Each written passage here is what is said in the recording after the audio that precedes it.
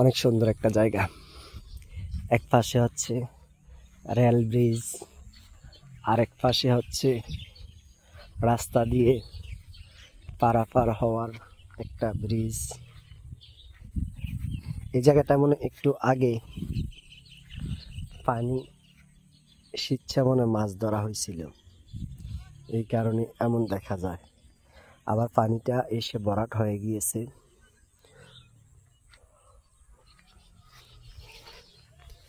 গ্রামীণ যে প্রাকৃতিক পরিবেশটা আসলে দেখলে মনটা জুড়িয়ে যায়।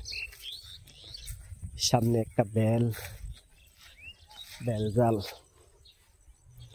মাছ ধরার জাল আর কি।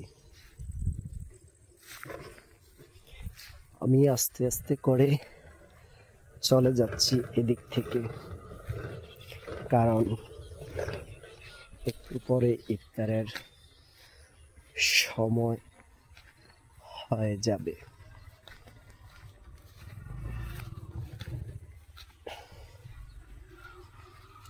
এই যে এই বক মামা, তোমরা কই যাও? মোরে নিয়ে যাও বক মামারা। বকগুলো আস্তে আস্তে করে উড়ে তাদের গন্তব্যে চলে যাচ্ছে।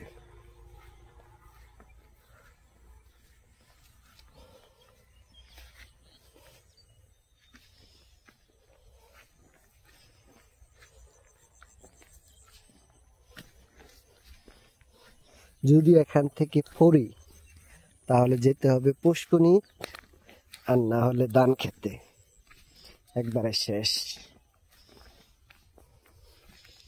ধান খেতে গেলে মোর গোসল করা লাগবে।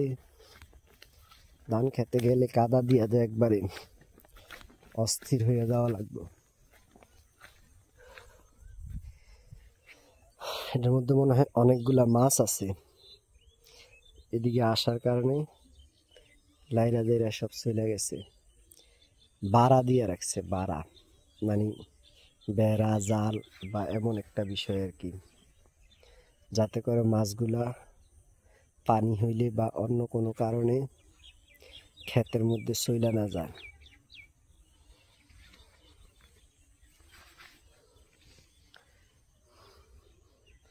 তো রেল লাইনের পাশে পুষ্কুনিটা বিশাল একটা বড় পুষ্কুনি।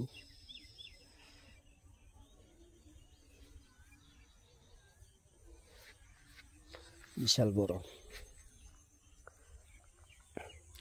চারদিকে শুধু ফসলের জমি আর ফসলের জমি, কোনো লোকজন দেখা যায় না।